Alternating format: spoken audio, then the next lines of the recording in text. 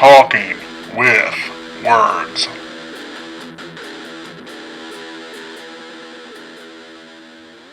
Welcome back to Talking with Words. You're here with Rob, James, Cameron, Ryan, and tonight we're going to watch Bullet Train, which came out fairly recently, I think, right? Yeah, this year. This year. Hey, 2022, a year that might be okay. We're not sure yet. Not the worst year. We're still really not the best year. On a bunch of shit.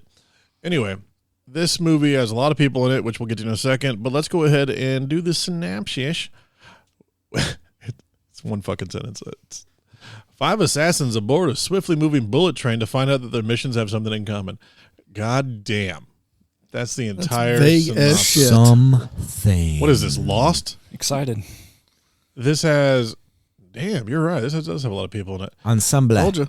Brad Pitt, Joey King, Aaron Taylor Johnson, Brian Tyree Henry, Andrew Koji, damn. Hiroyuki Sanada, Michael Shannon, Sandra Bullock. Yeah, you blink, you're going to miss somebody famous. Who the hell's Bad Bunny? He's a rapper. All right, I'm glad you're here, Cameron. Yep. Logan Lerman, Zazie Beetz. Masioka, from Heroes. Hero. Karen Foucault, from The Boys. Let's see, what else we got? Parents Guide. Who's doing it? I got it. So, IMDb Parents Guide, rated R for strong and bloody violence, pervasive language, and brief sexuality.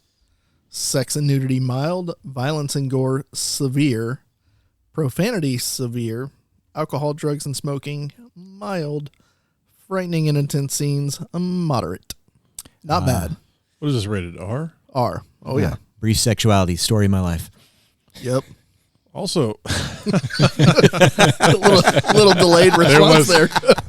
I had a sentence ready and it just caught me off guard. Why does Brad Pitt look like an old man going to Hawaii in this? Picture? Well, half of the statement speaks for itself. Yeah, I guess that's true. How old is he now? James? Older than me.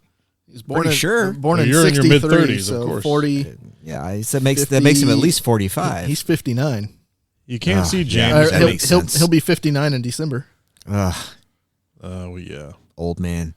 But hey, before all that, we're going to get a word in from one of the guys we met at Comic-Con that does another podcast called If You Give a Dad a Podcast. Hear him out. Do you ever wonder what would happen if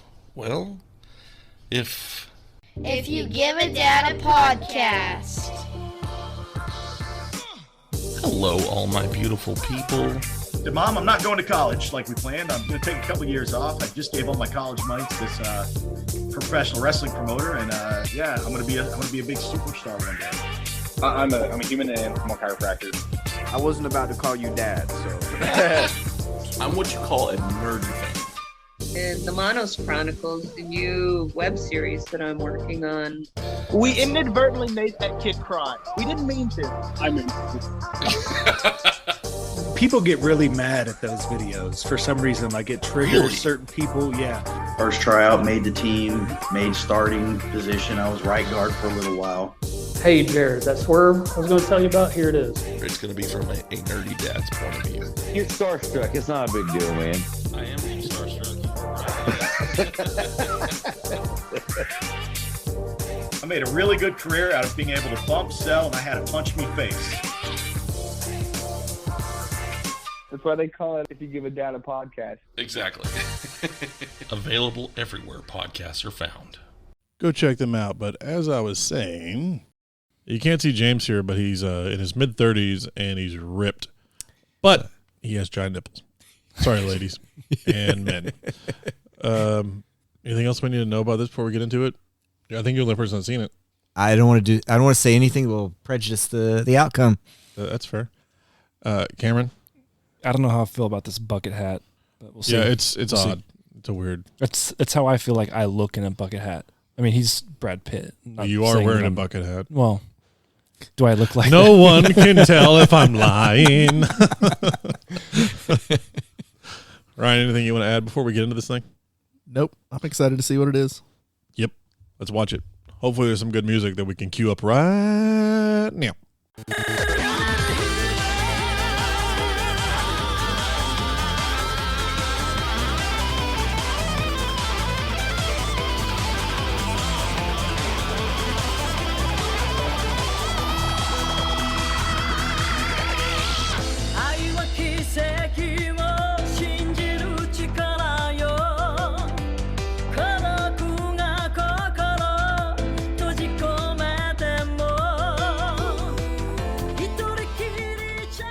That was Bullet Train. Let's do a tequila shot for Brad or Pitterton or whoever else was in this movie. We're doing this early.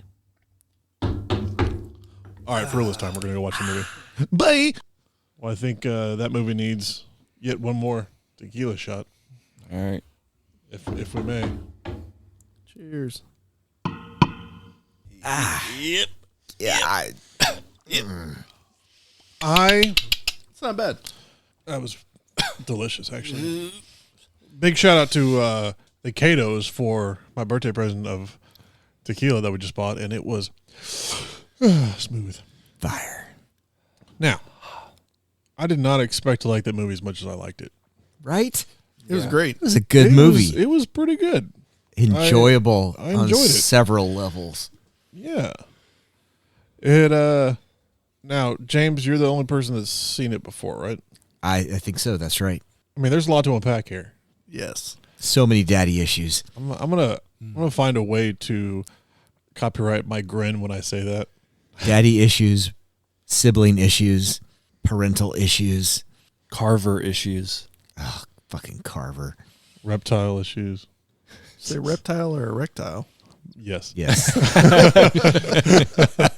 Wait, is that the sex thing? Is this a sex thing? For 200, it can be whatever you want it to be. Where do we start on this, Rob? Come on. Fantastic. All right, let's just real quick. James, you said that you saw, you noticed things this time around that you didn't notice the first time. Just give us a quick, how do you do of the film in your opinion? I mean, definitely, I was prepared for the plot twists, so I was able to focus on a few more things. But honestly, it just pulled back into focus some of the things that I think even a first-time watcher would get, which is the frickin' Fuji water bottle. Did you say frickin'? Fiji. Fucking Fiji water bottle. He did. Is my alliteration good there? I don't know. No, we're frickin' fucking Fiji fun water bottle. I don't know. That line you just said, but the water bottle is now our promo. the water bottle. It went from the vending Fiji machine to the very last vending machine before they get on the train to the very last stop of the train. Fuji. Hey, spoilers. Cameron, first reaction. Fiji. Yes. Omaha. Hot take. You watch movies to be entertained.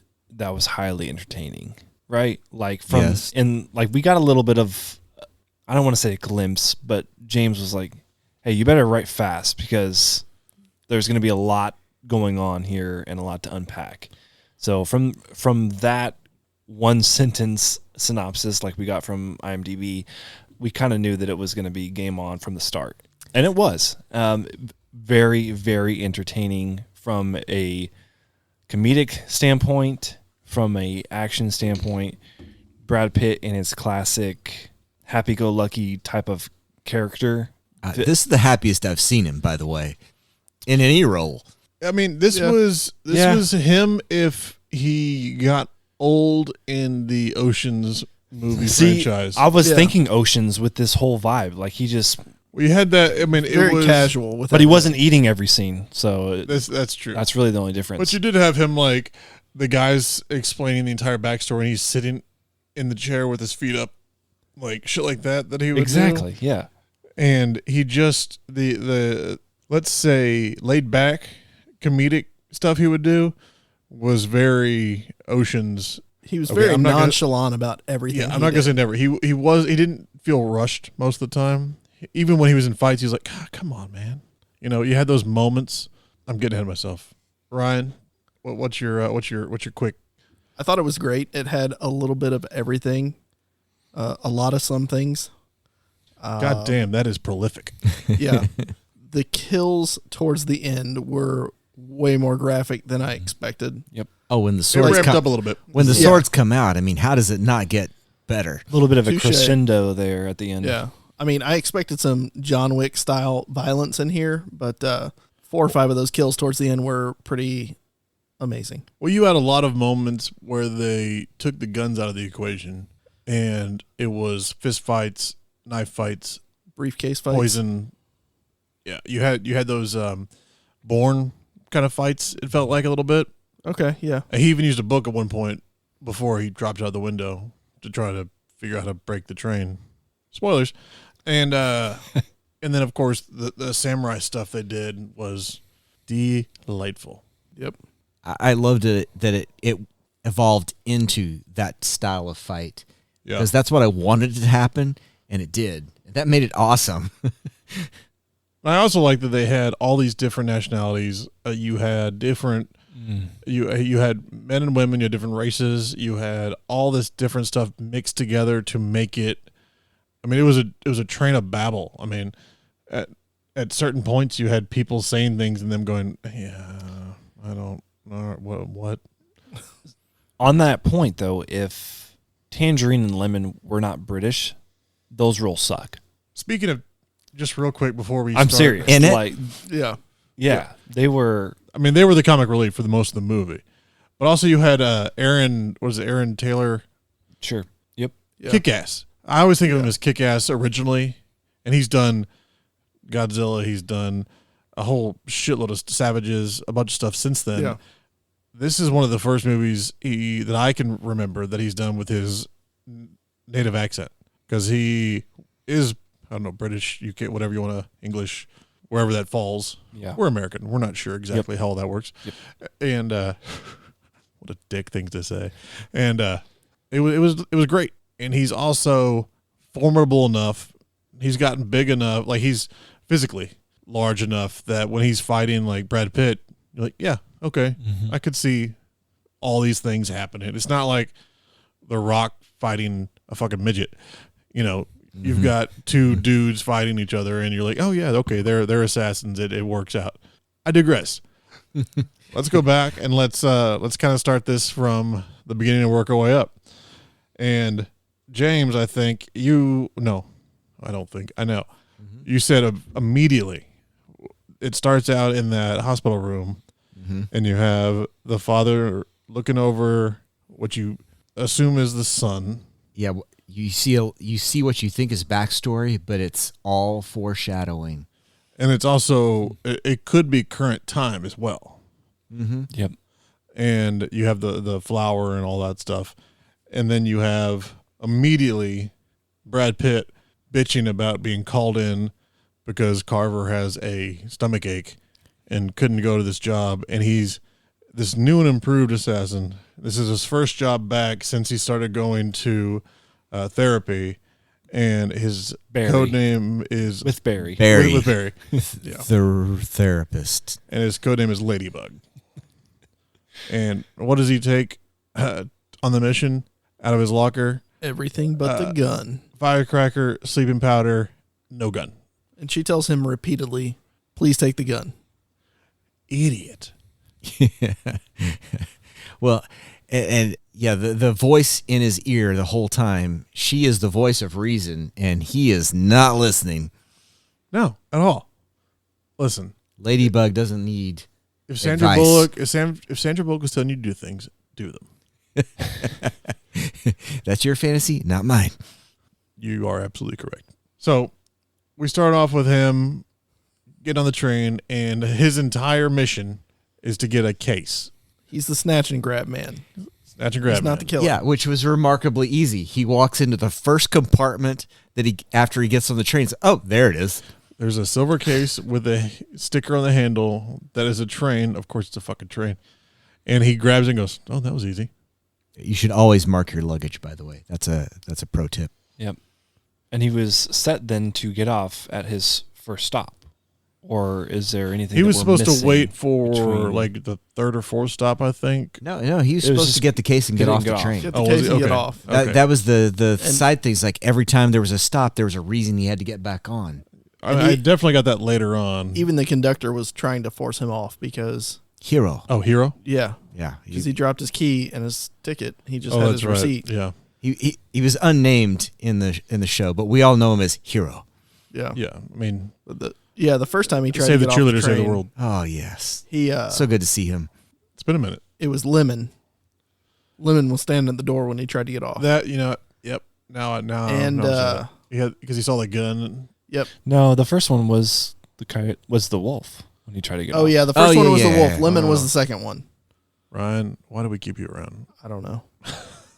I didn't even think I was really here. I can see your hand. You guys can see me? but like in between there, we get introduced to many of the assassins, the quote unquote assassins on this. Yeah, this is when you do the name, the rollout. This is when you roll call. Correct. Because you have the prince, Lemon and Tangerine. You have the prince. You have the son. You have the wolf. Entire train description about how many cars there are and all that, which comes into play later. One costumed. So there's so many people in this. Fluffy. Yeah, the mascot. Japanese. Ryan's mascot thing. Yep. That wants to play drums. Yep. It's close. And yeah, I mean, I'm with Cameron. The lemon tangerine banter was fantastic. It's the best. The entire time. And there was one shot with them early on that I loved where they're sitting talking and they kind of turn over and look at the it wasn't the prince, it was the son. No, it was the White Death's son. Yeah. Yeah. And the camera pans over to him, and when it kind of pans back a little bit, they've already switched seats over to next to him. Mm-hmm. That was an awesome shot. I like that one a lot. Like, how fun would a Tangerine and Lemon movie be? I would love that movie. We need an origin story. I would love that movie. It'd be so much We need fun. to see the Bolivia job as just a movie. That would be fun. That'd be good. Yeah. If this were more of a franchise, we could hope for it, but I don't think it's going to happen. But maybe they'll do something similar with these actors. I mean, they were fun. They were fun to watch. Yeah. They were. And no, we'll get into that. And then we have they introduced Prince, which is the girl sweater puppies. That's the one. Okay, making sure that we're all on the same page. She was with she originally got the son. Who was she with originally when she was sitting in the chair? She was by herself originally. Yep. Okay, and then he came in and she got him. Yeah. He was told that he had to go to first class, like he had a ticket. Your ticket is for first class. It's a few cars up. Yep. Yep. And she said that she's lucky in my nature, which the whole luck thing played out in this continuously. Yeah, and luck, they kind of did over and over an explanation about it at the end that kind of gave a overall. I mean, and it's a very Asian culture thing what they did with luck and the ladybug and all that and the names because they have that. That's very prominent in their culture. It was fascinating. Back to the first stop, they show the wolf, and I loved his boots so much. The belt buckle and the chain. We all need a wolf necklace now, right? What's that right over there on Freddy Krueger's chest? Dang, let's get it. You want to wear it? Like How did you know? You want to wear it? Yeah, I want to wear it right now. And he also had I have those sweet ass lightning boots.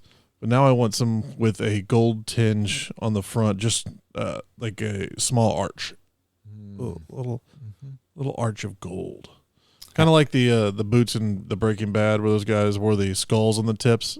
You know, sexy as hell. I thought there was gonna be more wolf, but tell you what though, like how they summarized his backstory was perfect. And we've bitched about backstories before, like. The one that comes to my mind was Gore. Look at Cameron coming in here and referencing old podcasts. He's a regular. But that's how easy it is. Yeah, well, that's how you do it. Right. You do it quick, and you show just enough. And I even said when we were watching the backstory, when the guy backed into him and spilled the stuff on him, I was like, oh, that's Brad Pitt. Because he had the hair, and they didn't show him. Yeah. And they waited. They want you to think that he was responsible, but no, it wasn't him. It was the what was her name? Hornet. Yeah. Bad Bunny. Beats. Or no, the other. Yeah. Zazie Beats. An actress who also played a part in Deadpool 2, Domino. which is significant. You're really holding on to that one, aren't you? Oh yes, so much. I'm holding on to the Zazie Beats. But hold on to that later. Well, I can't talk about it till we get to the other cameo. So I did like back to the wolf. The fight was fantastic with him using the briefcase, which we already referenced, the Bourne kind of stuff. Yeah. And he's using the briefcase to defend himself, and with total luck. I mean, his defense just seemed to be like accidental. Yep. Well, how easy would that fight have been, bringing a gun to quite literally a knife fight? Yeah. Yeah, and bring the gun. Unless you're the Thomas Jane Punisher, of course. That's true. But my favorite part of that is he threw the knife at him. He pulled up the briefcase to block it, and it rebounded right into the wolf's chest. Yes, it's fantastic. Yeah. Stabbed him in the heart. He spins around and falls and breaks his neck on the briefcase afterwards. He pulls $1 million baby. Which is immediately following up from the story that Ladybug was telling his handler about how, he was on his last mission and somebody just died around him. It wasn't even his fault. And here is the first scene we see with him fighting again. It's the same thing happens. This guy just randomly kills himself by throwing a knife at a briefcase. And he's saying, stop. Like, I didn't do it. That wasn't me. I mean, and again, the whole joke is that he's not unlucky. And it's the first time in the movie where they prop up a dead guy as if he's alive. So, I mean, for being a snatch and grab guy, there's a lot of people that die around him and that he either intentionally or unintentionally murders. Yeah. Well, I think this is a good point to bring out the folklore of the ladybug a little bit, though, because later on in the movie they explain the ladybug is there to all the bad luck of other people so that everyone else can live in peace. Right. And Jesus, they started that out correctly. He tried so hard. Bum. Yeah. And I think right after that is the first fight with, was it Lemon in that fight? Yes. With Lemon sees him when they split up. Yes, and Lemon in their car seats. The quiet cab. In the quiet car. Oh yeah. Quiet car. Which that's one of those. It's one of my favorite fight scenes. It was kind of a. It wasn't what it was. It felt like the Heat moment. Has everybody seen Michael Mann's Heat with Al Pacino and Robert De Niro? Yes. No. Cameron, you young pup. I'll get it one of these times in this room on this TV. I've never seen it. You've never seen Heat? No. What's that about? Holy shit. Oh, man. There's a moment when they have this conversation, and it's the two. Al Pacino and Robert De Niro. And they have the protagonist and antagonist, and they have a moment where they sit down and they have a conversation. And it felt kind of like that, except they kept trying to kill each other during it. And then at a certain point, they both, when the female from the boys comes in, they both kind of put their weapons away. And they're like, oh, yeah, I'd take a sparkling water, please. And you have that moment. That was Tangerine, not Lemon. Oh, that was Lemon. Yeah, that was Lemon. That was Tangerine. No, that was Tangerine. Lemon was still sitting in the seat. Yeah, the he knocked him out. Yep. And dosed the water. Yeah. And then he went on to be caught by Tangerine in the in-between car. I have it mixed up. The interrupter here is, as Ryan called her, Karen. Yeah. Within this fight. The the shush lady. Well, yeah, Karen said, I saw that guy with dark, grim glasses with the briefcase. And that was the prince that said that, and that's why they kind of sent him off. I see my problem. I had Tangerine and Lemon mixed up because Aaron is Tangerine. Lemon is... Yeah, they're very racially close. Lemon's the black Except guy. not at all. He said it. Yeah, the twins. They're twins, yeah. There's one spot in there where they're fighting that I loved, where punching each other and they pull the kid over and he punches the corpse in the face. I don't know why that's funny to me. Oh, that was hilarious. But it's never going to not be funny to punch a corpse in the face on accident. I do it 3 times a week. And then so that fight ends when someone help me. How did that fight He didn't end? put him to sleep with the water yet. It wasn't the water. No. Because He just knocked him out. Yeah, Lemon got just the water. knocked him out. Just He got straight him up physically knocked him out. Yeah. And then And he then he sat put everything down in the water for and left it Lemon. for him. Yeah. For living. And then he sat in the chair to kind of like get away from people seeing him. And that was when we had the first secret cameo of James. Who was it again? Channing Tatum. Yes. Mm-hmm. And he said, is this like a sex thing? And he leaned forward. Give you $200 to help me out. He was totally into it. Leaned forward into it. Channing Tatum. It's the best role he's had since This Is the End. You like the bondage, Tatum? Well, just with Channing, it's a thing. It's a thing. It is now for sure. I regret nothing. I'm gonna put that on your resume. I do love a man with an accent. Well, but the comedy of it was great. I mean, it was gold. And Brad Pitt, Sandra Bullock, Channing Tatum had just done a movie together.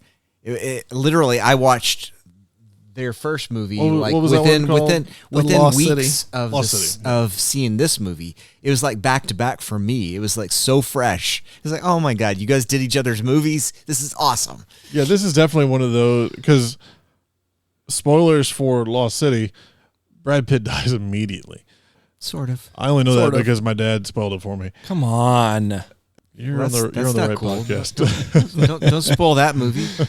I said spoilers. And nobody listening to this podcast is going to probably be cross-contaminating the genres. Hey, we are in the top 1% in Taiwan right now. Yeah. And so is Brad Pitt and Channing Tatum, probably. So he's not wrong. For sure. Yep. And they had the moment where they kind of made a pact during the fight with Tangerine, and he said, we have to get off this with the case. Tangerine has to have Lemon with him. And he said, where's Lemon? He said, I have no idea. And he said, well, they don't know what Lemon looked like. And they got off the train, Brad Pitt and Tangerine. They have a case. Just a silver briefcase. They're holding it up. They go, we got it. We're on the next stop. We're going to the, what is it, Kyoto. And, of course, with his bad luck, Brad Pitt tries to sell it. He just spins that lock and it opens up and you have lingerie and dildos fall out. Yep. Delightful. Don't think that's what they were ransoming the kid for. None of his luck is good, but none of his luck actually kills him. It's like the world needs. It does kill random requires people, a ladybug. It almost seems like bad luck, but it's good luck. Yeah, it was bad luck for somebody. Yeah. For sure. As we'll get to in a second. Like the bellboy and the wolf. Like Hee-Haw. If it weren't for bad luck, I'd have no luck at all. Oh, and that's why the wolf had 2 seconds in this film is because that was Bad Bunny, and he's not an actor. That's the rapper you were talking about earlier? Correct. Yeah, and that's why he had also just one line, one line, just that scowl eyebrow look. That's why. It's all coming together. That actually makes sense now. Yeah. Sorry to digress and go back. Let's go forward. Sorry, Bad Bunny. Bad Bunny. You did great. Is he related to Bad Bobby, baby? No, that's Billy Baby. The Catch Me Outside girl. Catch Me Outside. Oh, that right Bad now. Baby. Right now. Oh, Jesus. BHAD baby. So or no? Yeah, we'll go with that. Okay. Sure. So we get back into the train, of course, and they kind of have a mutual agreement at this point. You go do your thing, I'll do my thing. We've got different jobs here. Let's just try not to die. Yeah. And then you have the mascot, the drummer, as Ryan has enjoyed explaining through the YouTube series. Oh, yeah, we got to have one of those. I'll show it to you guys when we're done here. That's Zazie Beetz, who's the Hornet, who then we show poisoned Bad Bunny's wedding. See, down one. God damn it, the wolf. Yeah, now the wolf's wedding. Did you want me to get the chain? I mean, obviously, yeah. Go get it. Okay, it's happening. All right, we're gonna take a quick break here. I need a hero. I'm old enough over here. Cameron is currently getting a massive gold chain And he's got to be fresh from the fire. It looks like a bear. I need a hero. We're gonna go with the wolf. Well, you get what you get. Oh, It's pretty gangster. It feels right. it looks right. That's what she said. And I love Beats was only in it for a minute, which of course is yet again one more of the Deadpool references we were talking about earlier. But she has the poison from the what was the snake, Ryan? It's a boom sling. But obviously the snake in the movie was not a boom sling. Sounds like a nasty It looks shit. like a rat snake. Boom sling does sound like what you would have after eating Taco Just Bell. had a nasty boom sling. Man, I boom slang the shit out of that shit. That or it's like a really bad strip club. You guys want to go down to boom slang? I'd go to that strip club. Actually, that might be a strip club for midget pedophiles. I also was thinking that tracks. I also was thinking a cum shot. That's way more on the nose. It's a good Australian porn, if you ask me. The boom sling. Bam. Boom. There goes the boom slang. There goes the dynamite. And I like that she had the poison. She had the snake, and she got pissed off at Brad Pitt for releasing her snake. Uh-huh. Yeah. There's so many jokes in this. And she took out the syringe to poison him. They had the counter fight, which was decent fight. They kept doing counters, and then she dropped it right into his hand, and he went grabbed it, shoved it into her neck, and injected her with it. And then they had this moment of eye contact, like, you got 30 seconds. We got 30 seconds. You got the antidote? She pulls out the antidote, and he counters it into his own neck and injects it. And something she never would have expected. She just loses it. The look on her face was priceless. And he goes, "You don't have another antidote? Like, brought that's not the professional." one? Yeah. It's not professional at all. You only brought one? Mm-hmm. That was gold. That was fantastic. It was great. That was a nice little piece of cinema right there. It's just moments like that. It's like, just make a movie. And there were so many in this movie. It's like that. It wasn't necessarily it did stand out, but it wasn't the only standout. There's a ton of great one-liners. Yeah, there was a lot. There was a lot of good stuff in this. And also during that, I think it was after he took the anti-venom, he apologized for mansplaining. Oh, yeah. Yeah. I feel like I'm mansplaining this. I'm sorry. I'm sorry. I don't mean to mansplain which he was, but it was also like, well, yeah. I'm that's what you get for poor planning. For the audience. Yeah. Just good stuff. And then we didn't talk about this. We mentioned it earlier, but we didn't really go into it with Lemon, his obsession with Thomas the Train. The tank.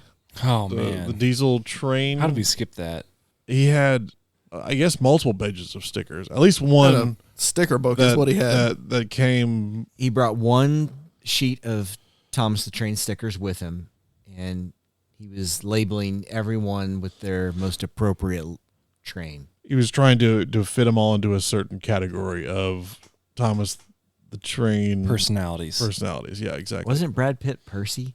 I don't know what he started with. He switched him halfway through. No, they changed. I can't remember who was who. Maybe The White Death's son was Percy. Called him a diesel at one point. And he's like, "No, you're really a person." You're right. Well, that's the thing. Lemon thought almost every assassin that he encountered was Diesel. Well, Well, but Lemon Yeah. Lemon had the prince called from the get go. I mean, Yeah. from the first scene of him and her. If it hadn't been for the fact that he passed out, she would have been called out way sooner. And she was called out, but it didn't work because she took him out. Right. And he wore the bulletproof vest that he said he wasn't going to wear. Yeah, he did. Because it made you weak. Yeah, he made fun of it, but he was also wearing one, so that's fair. And then when he saw his brother later on, eventually said, "You know what? You were Thomas the Train all along," and gave him that sticker at the very end. Mm-hmm. That was his last moment. We'll get to that in a second. Oh, I got a burp in there somewhere. It's coming. So we got the antivenom. We have her die. The snake And is loose. This is right now. The boom slang is loose. Wait, that's not better. That's not better. No, that's It's not that kind of party, right now? James. If you could see it right now, it's slithering. We're gonna turn off the lights and play Who's in My Mouth. Everyone, take a breath, man. Boom slang. Oh man, I'm getting that tattooed on my chest. And from that moment, we have a little bit of dialogue with them, kind of understanding each other, and then as Brad Pitt goes back through, he stumbles across the prince, and she pulls that, poor me. I was supposed to get off. These guys have been holding me hostage. They were going to kill me. She starts crying. She produces tears in every demand situation necessary. Which Lemon saw through it immediately.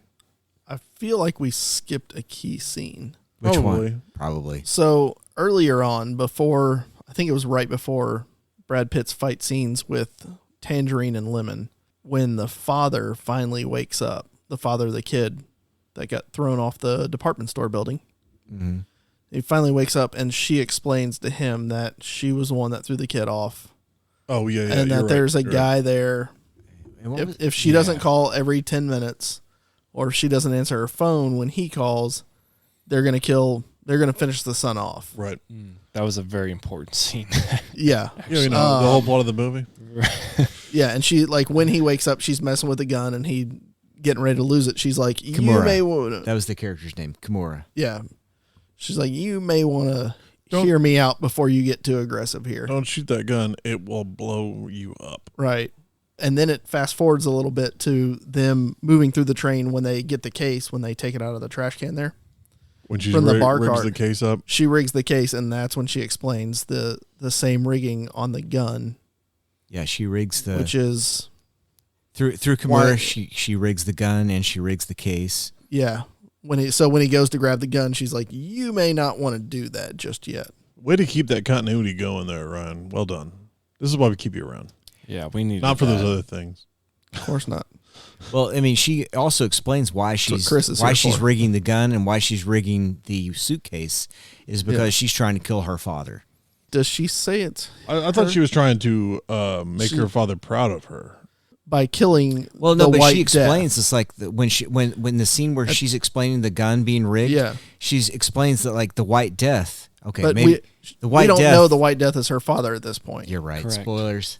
In the spoilers that we're talking about, but yeah, she explains the White Death has used every assassin's weapon to kill said assassin, and she's counting on that fact. Yeah.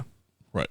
Yeah, She's that was on clear him from the beginning, taking the gun and having it, as well as it backfire. being, and then we find out the rest of that later on. To clarify what James just said, because it took me a minute to wrap that around my old brain hole. In the flashbacks, the White Death killed everyone with their own weapon. Yeah. And he would be in these fights, and he would take your gun or blade away from you and kill you with it. Mm-hmm. So if you don't know what's coming, we just told you. And it was good strategy. Very great. Yeah. It's very Great effective, If you want to kill the White Death, and you know that fact about him, you rig the weapon. I wonder if you could just I feel like a lot of people that know that fact, it's too late for them to share it with anybody. And if you just squirt your goo on the handle of the gun, would he still take it? Or would he be like, yeah. Yeah, a little boom sling. The old boom slang retort. Yeah. It's only one way to find out. That's a great band name. Boom slang retort. The boom slang retort. We got your boom slang. We got your boom slang. Boom shakalaka. So back to the movie. And when we're talking about... God damn.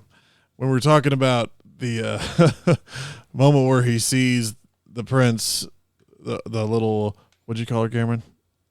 Sweater puppies. The sweater puppy female. And she starts crying and she's being held hostage. He pretty much is like, I'll go back there and take care of this. You stay here. And when he goes around the corner, he turns around and sees that she has the diesel sticker on her back, which now he knows from his Thomas the train from his brother friend. Yep. This is. Oh fuck! It wasn't Brad Pitt. You're right. Yeah, it was Tangerine. Tangerine saw through Prince's lies only because the sticker was there from Lemon helped Lemon tagged her with it. Yep. And she didn't know she'd been tagged. Yeah. He starts fighting her, and then of course Brad Pitt comes in and breaks it up because he doesn't know what's going on, and accidentally shoots Tangerine in the throat. Yep. And that's how we get our first real good squirter. It was good. Yeah. That's what happens when there's a boom sling involved. Because him and Brad Pitt's character had been fighting multiple times before in the movie. It was even funnier that he is dying and squeaking out, "You bellend!" That toward was Brad Pitt's character at the very end. It's like yeah. Because he knew. It was about their third or fourth altercation. Yeah. Yeah. I have a foreshadow question. Going back to the movie or for this podcast? Yes. Going back to the bulletproof vest with Lemon, wasn't there a conversation between Tangerine and Lemon about, it'll protect my chest, but I could still get shot in the neck? Yes. Yeah. Mm-hmm. Okay. Thanks. 100% foreshadowing. Yeah, because in that moment. At that moment, you're like, you don't think Lemons would then therefore be wearing a bulletproof vest, but totally forgot about it. We find out later. Tangerine's the one that gets shot in the neck. Right. Yeah. And the irony. It's the old Dumb and Dumber. What if they shot you in the face? What if they shot me in the face? It's a risk we were willing to take. Exactly. Sorry. Let's again. No, I mean there was a bunch of foreshadowing in this. It is a Dumb and Dumber maybe a spinoff because they were like brothers in Dumb and Dumber, and now we got Lemon and Tangerine. I just want a movie called Lemon and Tangerine. Me too. I'd pay to watch that one. And it's just 2.5 hours of them bickering while murdering people. It's almost as good as Wheels and the Lug Man, but maybe. I want to see competing scripts from these two. That's the movie. It's them trying to discuss who's the protagonist. That's the whole film. So no one else is getting these jokes but me and James. Yeah. Sorry, everybody. So Tangerine gets shot in the throat. Geesh, bleeds out, squirts all over the place. The next stop where the dad comes on. Yeah, because they're running out of stops at that point. Yeah, we had these. It's already daylight. We had the stop where the wolf keeps Brad Pitt from getting off. Then we have the stop where Lemon couldn't get off Tangerine keeps him getting off. We didn't talk about the stop where Brad Pitt kicks Tangerine out of the door and he runs and jumps on the front, Tom Cruise style, and then punches his way through. We also had another stop in there where Tangerine gets off, shows says he's got the briefcase, and Lemon is in there like waving the dead guy's moving the arm? dead body around. Shit. Yeah. Well, this I think movie's full of goodness. There was that one, and then the next stop was the one where he kicks Tangerine out. No, the next one was when they had like the switched little the little Brad agreement. Pitt plays. They don't know the suitcase. They don't know what Lemon looks like. Yes. And then the next one is when he kicks Tangerine out of the door. Yeah. So he looks at his watch. He's like, okay. And you're right. I think the stop after that is where the father gets on. And that's where you have grandfather. We've been talking the father a lot. The grandfather got on that one, and then the next one is when the White Death and company. And when the grandfather gets on the train, we still have zero context of why the grandfather is important to anything. But shit's about to go down. Because at that point, all he's done is give Kamuri. We saw him in shit for. We saw him at letting the his hospital. kid end up in the hospital. Yeah. We saw him in the hospital scene, and he was on a phone call. That's the extent of his involvement. Yeah. To that moment when he gets on the train. Right. And then he sits down across from Brad Pitt and the prince, the girl, sweater puppies. Mm-hmm. And Brad Pitt's like dude, just would you mind moving down? Go elsewhere. There's a whole train all the way down. 30 cars. And he calls him Tentu Amhi, I think is what it was. I obviously speak flawless Japanese, which is the ladybug. And he talks about the whole bad luck. You absorb the bad luck for everybody else. Yeah. Also, around that point, when the bad guys come in again to fight Brad Pitt, the one guy points at him, and he says, "One finger points at me, 4 back at you." Wait, maybe it's 3 back at you. Where's the thumb? And he has says, that whole. He says 4, and then he's like, "Wait a minute, that's only 3." Wait, there's only 3 pointed back at you. That was lemon. There's the thumb holding up, and there's like literally there's only 3 fingers left because he's yelling at him about killing his brother. But before that, as they're riding back on the train, he's like, "I'm going to tell you a little story." He goes, "Nope, don't want to hear it." It's okay. He's like, "You really should." He goes, "Maybe another time." It felt like that went on for 2 minutes too, which I loved. It's like, no, it's really short. No, I'm good. You can't resist the backstory. I promise. No one just can a really resist quick the backstory. story, and you need to hear it. It wasn't a very quick story, though. It wasn't that quick. It wasn't quick at all. That's usually the thing. It's like I've sat on a lot of bar stools, and when someone wants to tell you a quick story, it's never a quick story. I have never I'm going to start ever seen you at a bar stool. Every time I talk to you at the bar, I'm going to start every conversation with that. It's going to be visit me really more quick, often. but No, and the backstory was critical. Critical, You can yes, get there. indeed. critical is it, but also it was done in one of those ways where you don't give anything away because you didn't see like the White Death's face. You still don't know who White Death is. It was, what, 30 years before? Well, I he can't was remember the what the date Wild was. Yeah, 20 or 30. Can we go through it? Can we go through this Yeah. backstory? You know what, Cameron? Take us Take it away. Oh, Take us away. Yeah, that backfired. Going back to the opening scene of where we see the White Death kind of show up in this Japanese gangster clan, mob With clan. his sweet-ass back tattoo. Bunch of back tattoos. Never see his face, drops point. He's beating the shit out of a bunch of people. One of those men was the grandfather. Which we don't know at the time. We don't know the time. Because it's... Correct. Did they say a time? It was like 30 years or something like that. Did they do a time It was close to that. modifier on it? In the overall I thought they said timeline, several decades. It's kind of he's a random card inserted back into the deck here because the prince has pushed a kid off a roof and it involved one person, and she's just doing it to have a patsy to the suitcase and the gun. That's that story. And then But I you mean, have the that- grandfather story.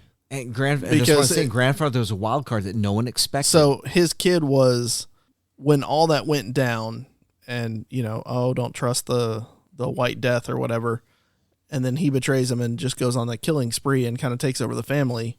Grandfather's son is hiding in the vent or whatever, and he's what, 5, 7, 8, something like that. And one of those, yeah. Present day, the grandfather, his son is grown and he's got an 8-year-old kid. So I mean, it's got to be at least. But that's got to be at least 15 or 20 years. It's seemingly unrelated though, and it seems like the act of true fate going on because in the early part of this show we realize that the White Death's son has been kidnapped and he hired some people to get him back, and then there's a girl on the train that hates the White Death and wants to kill the White Death, right? Also known as the prince because... But yeah, the prince chose this person without any understanding of the backstory of who her patsy was. His father was related to the White Death, incidentally.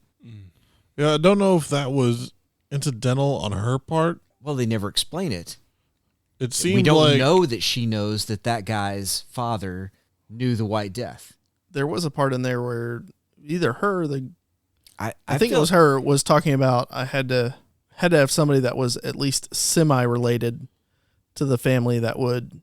I felt like she knew there was some connection. She didn't. She may not have known the extent of the connection, but she needed something to where it would make sense for them to go after the White Death.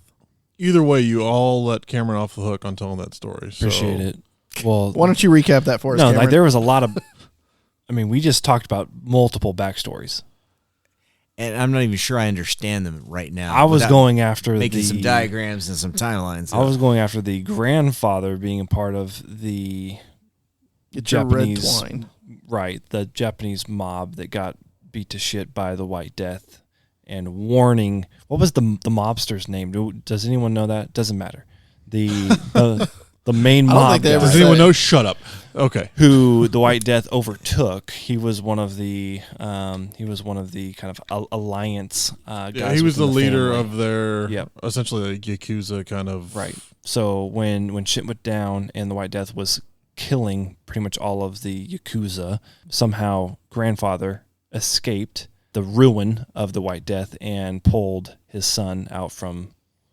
James is ready to talk. Yeah, do it, James. Sorry, the character's name was Minagishi. Oh, how could I forget that? Idiot. Well, yeah, you're not looking at the list of characters on IMDb. I also liked that, and they did it, and a lot of the times when they do this kind of shit, it's just for a cinematic effect. The White Death would roll the chamber of his revolver down his left arm, and then play Russian roulette with himself and his victim. Give him the deer hunter move. And and in the flashback, he pointed the gun himself, pulled the trigger, and then pointed it down at the. Was that the leader you were talking about, or were you talking about the grandfather? No, that was the leader. Pointed at the grandfather. No, it was. He's pointing at the grandfather is stuck there with a samurai dagger in his thigh. Yeah, it was the leader. It was the old leader. The so leader he that could take killed. over the guy whose name you just read. Yeah, crime Minagishi. family. Yeah, that's the first time So we that's saw Minagishi, him okay. kill that way. And he ended I'm up thinking of the second executing time. him in the back of his head. And when we see the White Death later, he plays the same game. It just doesn't work out for him as well. Yep. Yeah. Love it. What an idiot. Idiot. Well, that's like moron. It's like the I don't know, the samurai version of monologuing. I mean, just shoot him already. Yeah, but samurai, man, they're complicated motherfuckers. It's all about honor. You need an honorable death. They're like the human Robert Frost poem. There's a lot to get in there and figure out what the fuck he's trying to talk about. A lot to unpack, if you will. That's my fucking line, Ryan. So after the White Death gets on, and I love that it's Michael Shannon is the White Death. It's a huge white guy. The White Death. I mean, they foreshadowed that. Is the White Death. Should have been. Yeah. We should have known what type of actor to expect, and yeah, we weren't wrong. He's just fun to watch. Like I have not seen anything with him in it that he has done. He's delete. He sold it. I bought him in. I bought him as the bad guy instantly. He did nothing wrong. He always does a phenomenal job of being a horrible, horrible person. Yeah. I'm sure he's a sweetheart, cupcake, delightful man, but he just has that voice when the way he talks, because it's slow and it's methodical, and even here when he's doing a bad Russian accent, it's fantastic. I like watching him taunt people. Duh. And this is also when we figure out why Sweater Puppies is called the Prince. She kind of told us at the beginning. A little bit.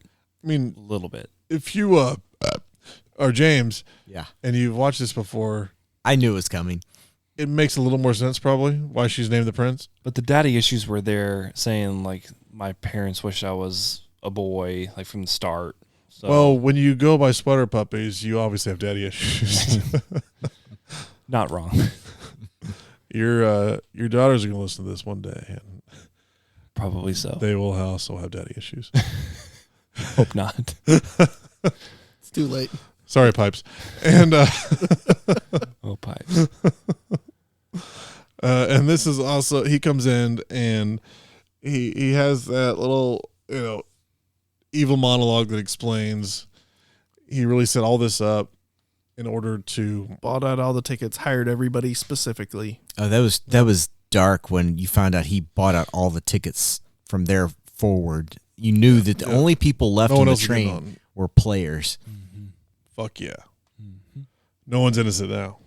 Anybody left? That's a boss move. It's their game. And he told that to Tangerine right before Tangerine got. I'm going to kill everybody else on the train. Yeah, so Tangerine was the only one that's privy to the fact that the train line had been bought out. True, but that's when he goes, like you said, that's when he goes into his monologue and starts explaining why everybody is on the train specifically. Tell us why, Ryan.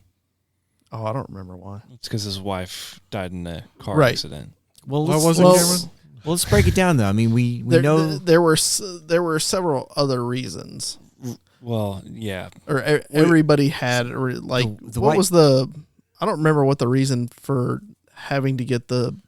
So you had this monologue, and again, you have one of these flashbacks where he talks about you have Carver, who he goes through everybody killed else, his wife, and finishes off with Carver.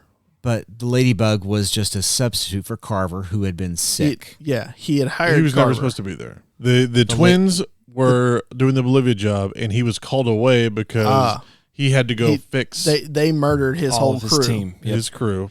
Yeah. So he had to go back and out of town. Yep. And the son got in trouble. Yep. And he was like, "Nope, dipshit just son leave that him." he wished was dead, which was granted. Yep. And she went to pick him up, and during that, you had Agent Carver. Oh man, I just got that joke.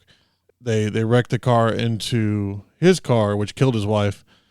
Carver, was played by Ryan Reynolds. It didn't. Yes. That one cameo. Yeah. And now no lines, just the head shake. It's the Deadpool 2 thing. Yeah. He probably bought him like a cup of coffee. When Brad Pitt showed up as a cameo in Deadpool 2, Ryan Reynolds movie. Yep. But Nailed it. That crash didn't kill the wife immediately. The wife ended up in the hospital. Here we go. And the only surgeon that could have saved her died a day or two prior because he was poisoned with the venom from the boom slang. Which we never figured out why. Yeah, we don't know why the surgeon was poisoned, but she was they didn't responsible. explain it. Yeah. But it was the Hornet that did it, though. Correct. Which is why she was there. Right. So, yeah, the White Death had orchestrated the fact that all the assassins that had been involved with, in any way, to his wife's death. Involved? The wolf was brought involved in. because the wolf was told that Carver killed his wife and family. It was his that's wedding right. that That's right. the Hornet So was the at. White Death tried to off Carver that way by inviting the wolf to the party. Just like a huge. What's the word when something happens by accident? Accident? Coincidence? Fuck yeah! It was a huge coincidence. Serendipitous? That's too sexy. It was a coincidence that Brad Pitt was the one that bumped into him at the wedding. Right, sheer coincidence. Because the Hornet's the one that killed everyone. And when he opened the door of the train, he went after him. Well, that whole thing was just a ruse to like fuck with the audience. Well, what was Brad Pitt's character there to do at the wedding? We did not get disclosed. I mean, she was there to kill somebody. Well, you know he's a snatch and grab guy. What is he snatching and grabbing? Yeah, we never. I mean, there's plenty to. I don't know if we knew what that was. Grab at a wedding. Plenty of snatch. Bridesmaids. Yeah. There's plenty to snatch at a wedding. Yeah, plenty let's of go with snatch. that one. Did they? They probably said. You know, I don't would think need to they go did back.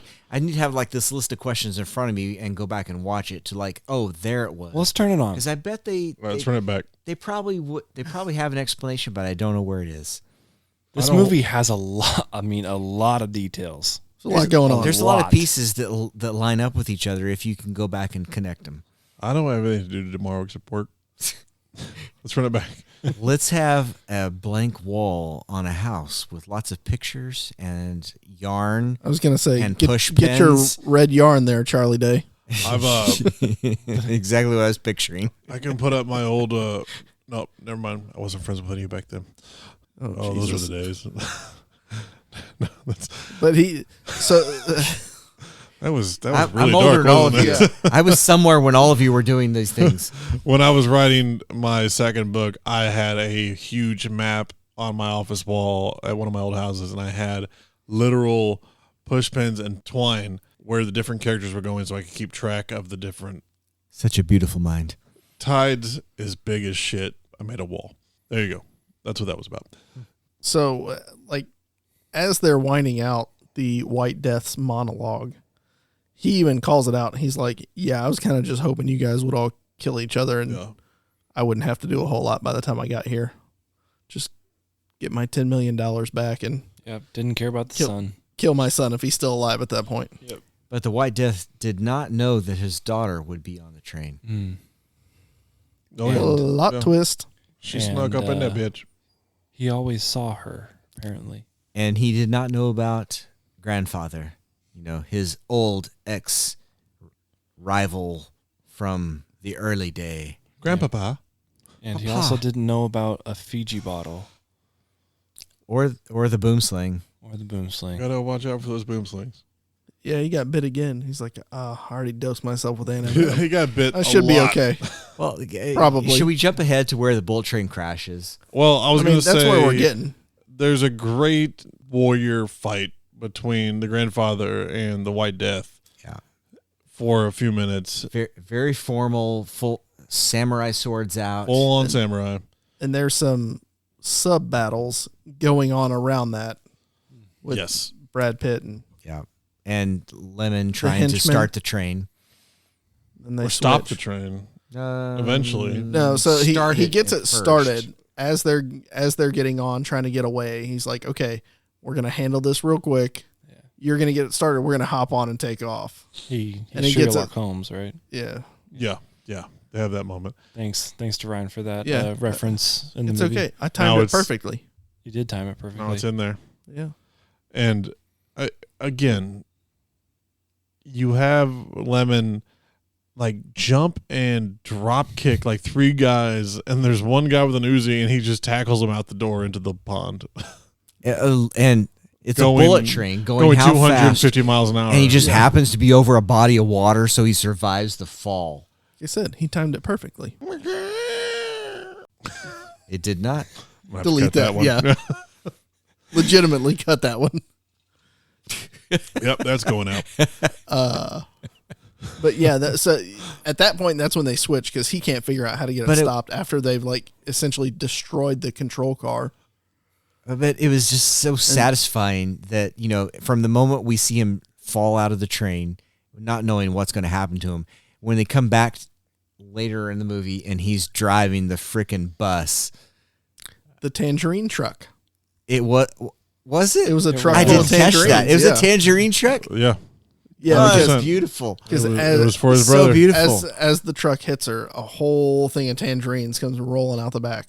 As it should be, because she was the instrument that fucked it all up. It got him killed. Could you say that tangerine truck was a diesel? I was going to say it might have been a tangerine dream. I was thinking that too. That diesel smacked that diesel. Diesel got dieseled. Indeed. By Tangerine Dream. Okay, next we're here all night, folks. Next week's podcast legend. So also when they're trying to stop the train, they smash into another one, and that's when you have that. Yeah, that train just kind of rolls off the top. Open sidecar moment with the grandfather and the White Death and all that. There were some spectacular deaths in that scene. Oh, the guy that got pushed out of the top and then sliced in half on the sign. That lost half his weight in about 3 seconds. Yeah, that was part of the crescendo of kills that got better and better and better. It kept building. Yep. The one guy that got stabbed through the back of the head, and then he flicked it off, cut straight through the top of the skull, but the mask popped off. The mask with it. was still there. Yeah. Yep. That is a quality mask. They don't make them like they used to. Movie quality. I need to order like 9 of those. Yep. For all of us. I still can't with this. Did I hear a niner in there? And of course, after that, they do the classic train into the brick wall, into the barricade. They go off into the little tiny village. Yeah, there's a village. Bad Boys 2 style went through all the houses. Village right behind the wall. I don't respect Will Smith, and it's fair. Yeah, it's surprisingly no fatalities for Chris the Rock. train just running off the tracks into a village. Right, and the airbag there was for plenty our of- boy Ladybug, also known as Joburg, was the mascot. Yes. Yeah. Yeah. With a nice squeaky at the end. Bates. Well, And- there were several henchmen deaths. Well, that's what we were talking in that about. Yeah, scene, there's and all those. There those was one aggressive casualties. Just the red shirts. Yeah, but I feel like there was Oh, one Star Trek civilian words. death there. Well, there was like a funny scene where the red shirts are talking to each other. It's like, why do we have to be the one to open these Oh, things? With the these explosions. do you and think these everything? these stupid masks are going to protect us? And he makes a joke. He's like, "Well, we just got to do it. I don't want to lose my arms." Boom. Boom. Goes the dynamite. Lost them anyways.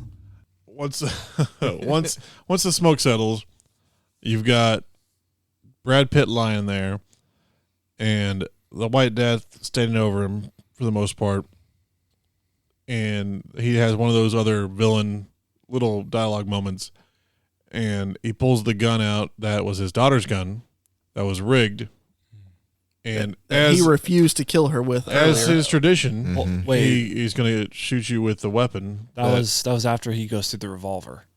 Oh, Yeah. yeah, Oh, yeah, it was yeah. empty. The revolver he'd been playing with earlier with the bullets didn't, because he was going to shoot was empty. the grandfather, and once the other train hit, I assume that's when the ground went off, because you saw him chamber that last round. Yeah, he must have missed. So that when the crash. train hit, he must have shot it off.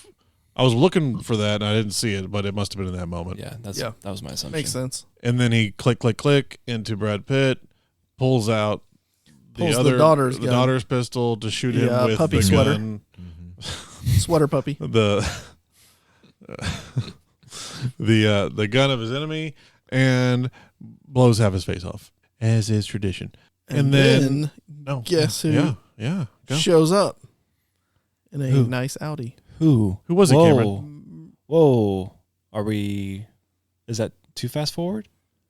No, Because the big bad just got the- killed. The prince, as soon as. This is it, Oh, yeah. yeah. That's where we're at. Oh yeah. Okay. But I don't know how she showed up except for just there. She fell must out of have one been- of the other cars. Yeah, she was thrown out of the car, and Because everyone survives a train crash of that magnitude. I mean, there On was a only bullet one train. true airbag, and Joburg, Ladybug. I think there were 3, according to the puppies.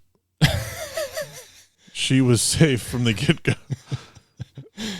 Anyway, she she shows up. She said she was lucky. It just always worked out for her. She claimed she was lucky. Yeah, she shows up with a big old gun, Big old gun. Tommy gun. ready to blow a bunch of holes through Ladybug.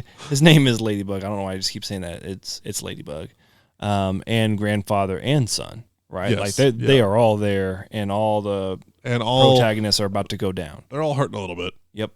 And then here comes the diesel, the tangerine truck, driven by Lemon, and smashes her to pieces. Which I'm thinking about it now, and it kind of has a little bit of a nod to Meet Joe Black. Okay. Where Brad Pitt gets hit by a car and he bounces twice. And like the very early part of that movie. The first part of the movie? Yeah. Which also, like, we didn't know that it was Lemon until the credits. Yeah, then you have the post-credit scene. The truck hits her.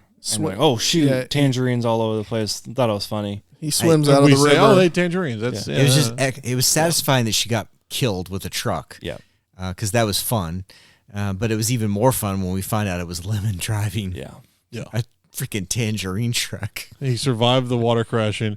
Also, he survived the water crashing, but also the other guy survived it, and he pulls out a random Uzi from the pond and just like kind of sprays backward and just wastes the guy. Yeah. It's a good old spray and pray method. Yeah. And then he gets in the truck and drives down there and crushes her ass.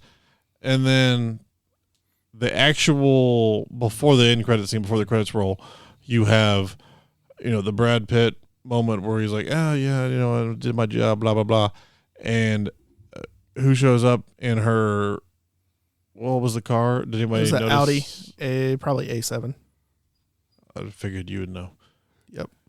and it's and they have that little back and forth, and she's like, "All right, you're concussed.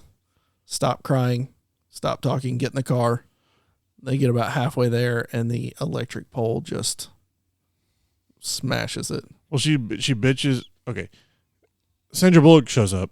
I was like, "Who's she?" Yeah. Maria, the operative, the handler, the ear in his head, the voice in his head, the handler, and she bitches about him scratching the car or whatever, and then halfway to it, the light bulb falls on it. And he's like, "That's fate.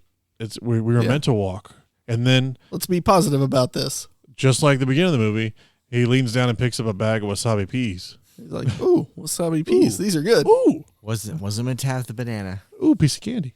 Yeah, wasabi she did have peas. the banana in the car for him, because apparently potassium fixes concussions. It doesn't hurt them. That's fair. I think that's the movie. Yeah, I mean, I'm sure we missed a bunch. I know there's a bunch we missed. Shit ton going on there. It was way more intricate than I expected. I thought it was. I did not expect a lot going into this. Very well done. It reminded me of a humorously violent Crash. All right. Where everybody is Just ultimately less racist. connected. To sum it up, yeah. Significantly less racist. Oh shit. Hey. But they in the credits when they first rolled it, it said it was based on a book. I'm gonna have to go read it because I want to know how this became what it is. And if you aren't familiar, the books are always better. False. I just watched it. Finished that in less than 2 hours. The Also, cameos. Cameron can't read. There's no way the cameos would have worked in the book. Yeah, those would have been hard to. And then Brad Pitt showed up. And Channing Tatum. And Sandra Bullock. Overall, I thought this was very well done. If you haven't seen it, it deserves a watch. It's one of those that kind of went under the radar for me. It looked a little goofy. Yeah. In the trailer. Well, truthfully, it was in some level, but it was still great. It was a good goofy, though. It was a good kind of goofy. Well, when you see, like, the trailer doesn't really show you a lot of what the movie's about. It shows you Brad Pitt fighting and being charming, goofy Brad Pitt. The movie's way deeper than that. Well, the first time you watch it, you just get this whole twist of an ending. Well, you have and multiple characters twists. interacting with each other. And then, again, from personal experience, you watch it a second time and you find something else to focus on. Third time, I'm sure there'll be another thing to focus on. You can keep watching this movie. Yeah, I think the relationship building and the dialogue really, I love the action sequences, but the dialogue was very, very, very well done. Mm-hmm. And that's not easy to do. You have certain people that do it really well. Like Quentin Tarantino was king of dialogue. This was done phenomenally, in my opinion. I was going to say the back and forth between some of the characters was phenomenal. Yeah. Yeah. Especially Tangerine and Lemon. Well, again, I'd watch that. I'd watch that spinoff. Same. We need a Tangerine Lemon movie. I would say if you like extremely fast-paced, some would say bullet train pace movies with a little bit of comedic relief, this is for you. And I loved it all. So it's for me too. Agreed. I had to hit a pun. Come on. Oh, you punned it. Punned it. Anything else? I mean, we obviously missed stuff, so I'm not going to ask that question because there's a lot in this movie. A lot. Anything we want to add before we sign off here on this one? Obviously go watch it. It's way better than what I expected, and I am a huge cynic of trailers when I'm watching movies because they usually expose too much. This one did not. Well, I always talk about rewatchability. This has it because of all of those details that are intertwined within the story. You're going to pick something up new almost every single time you watch it, and it's going to make the piece of the puzzle that much more clear. You're like, oh my gosh, that makes so much more sense now. And the acting was, everyone Very nailed good. their characters. I mean, even Bad Bunny nailed it perfectly with his half a line scowl, and his sunglasses. Hey, Chris, do you want to weigh in on this? You're gonna just milk that tequila over there. All right, you keep at it. James, any last words here? Fuji water, refreshing, hydrating, Son of a bitch. restful. E.G. Montana. That is all. Cameron? Nah, I said my piece. Right. It was great. I want to watch it again. Obviously not right now, but now we're starting. Run it back. I'm going home. We're going. Bullet Train is a fun as hell movie to watch. We obviously think it deserves your time. Go check it out. Also, go check out my books, Saturn for Suckers 1 and 2, Tides of Shadow, Waves of Fury. Go to robgilchristbooks.com. Anchor/Rob Gilchrist. We're on Spotify, iTunes, Google, all the Chrome, the places. Any place you need a podcast and some words. And what was that, Charlie? Are we recording?